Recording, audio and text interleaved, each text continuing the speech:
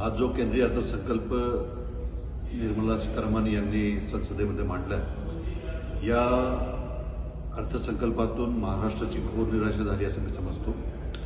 आणि ज्या दोन कुबड्यांवर हे केंद्र सरकार सध्या सुरू आहे, एक बिहार आणि एक आंध्र प्रदेश, या दोन राज्यांना अतिशय झुकतं माप या अर्थसंकल्पामध्ये देण्यात आलेलं आहे। हे आज आपल्या सर्वांच्या निदर्शनात आलेलं आहे।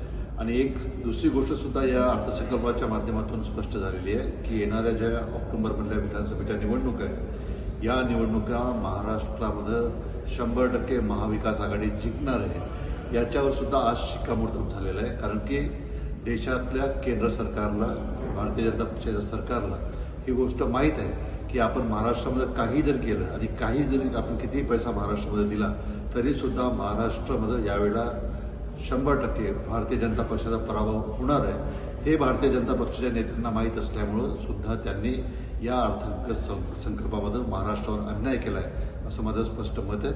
आणि आज जर आपण बघितलं कराच्या रूपाने सर्वात जास्त जो एक शेअर आहे तो महाराष्ट्राचा आहे केंद्र सरकारला, तरीसुद्धा महाराष्ट्रावर दुर्लक्ष करण्यात आलेलं आहे। शेतकऱ्यांच्या संदर्भामध्ये प्रोडक्टिव्हिटी वाढवण्याच्या संदर्भामध्ये घोषणा करण्यात आल्या, परंतु शेतकऱ्यांची खऱ्या अर्थानं जी आज पर्चेसिंग कॅपॅसिटी जी पाहिजे ती पर्चेसिंग कॅपॅसिटी जर शेतकऱ्यांची नाही, त्या संदर्भात कुठलीच ठोस उपाययोजना नव्हती।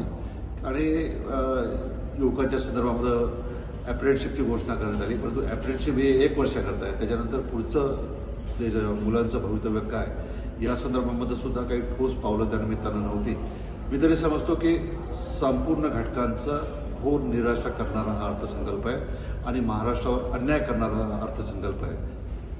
इतकंच मी या निमित्तानं सांगू इच्छितो।